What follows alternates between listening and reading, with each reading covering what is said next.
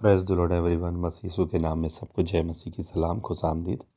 पहला कुरिन्थियों 14 अध्याय उसका हम 22 पद देखते हैं कि अन्य भाषाएं विश्वासियों के लिए नहीं परंतु अविश्वासियों के लिए चिन्ह है, और भविष्यवाणियाँ अविश्वासियों के लिए नहीं परंतु विश्वासियों के लिए चिन्ह है। तो हम इसे कैसे समझ सकते हैं? कई बार हम पौलुस यहाँ पर क्या सिखाना चाह रहा था अन्य भाषा के विषय में, कई बार लोग ऐसे व्यर्थ लेते हैं इस बात को ना। तो अन्य भाषा अविश्वासियों के लिए चिन्ह है। तो आप बोलेंगे कि अन्य भाषा तो अविश्वासी समझते नहीं है। प्रियो, क्यों नहीं समझते? आप पुराने नियम में देखिए, पुराने नियम दानियल के पत्री में आप देखिए, दानियल 5 अध्याय 25 पद में लिखा हुआ है कि जो शब्द लिखे गए थे वे ये हैं, मने मने तकेल उपरसीन। इस लेख का अर्थ यह है कि मने, परमेश्वर ने तेरे राज्य और दिन गिनकर उनका अंत कर दिया है। तकेल, तू मानो तराजू में तोला गया और हल्का पाया गया है। परेस अर्थात तेरा राज्य बांटकर मादियों और फारसियों को दिया गया है।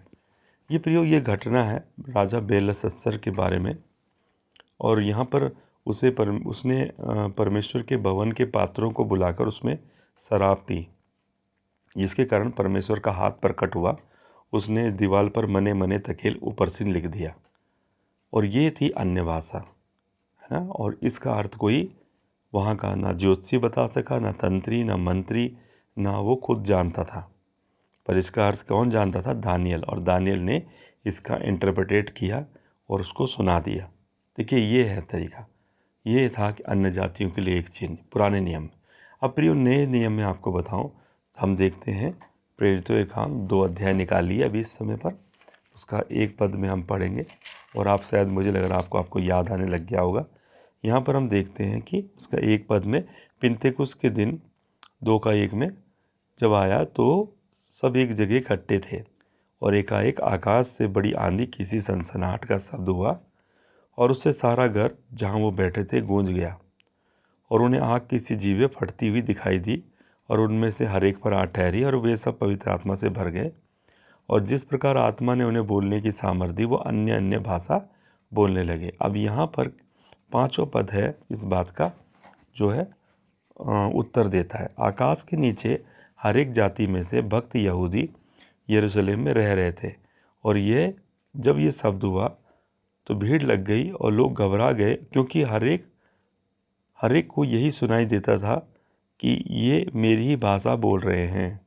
और सब चकित और अचंभित होकर कहने लगे, देखो, ये जो बोल रहे हैं, क्या ये सब गलीली नहीं? तो देखिए, ये एक चिन्ह था अन्य जातियों के लिए, है ना। तो अन्य भाषाओं के विषय में ये बात बिल्कुल सत्य है कि ये बात जो वहाँ पर वचन में लिखी हुई है कि ये विश्वासियों के लिए नहीं परंतु अविश्वासियों के लिए चिन्ह है ना। और आप बोलेंगे विश्वासियों के लिए क्यों?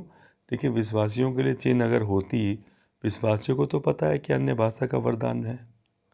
पहला कुरिन्थियों 12 अध्याय में अन्य भाषा का वरदान है, पर अविश्वासियों ने तो बाइबल नहीं पढ़ी हुई, वो कैसे जानेंगे? तो प्रियो, ये चीज़ उनके लिए चिन्ह बनती है जब वो अपनी भाषा में स्तुति सुनते हैं।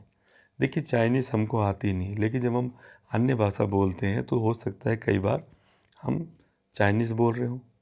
तो ये हमें वही बता सकता है जो चाइना का आदमी है, क्योंकि हमें उसके बारे में बिल्कुल भी पता नहीं है।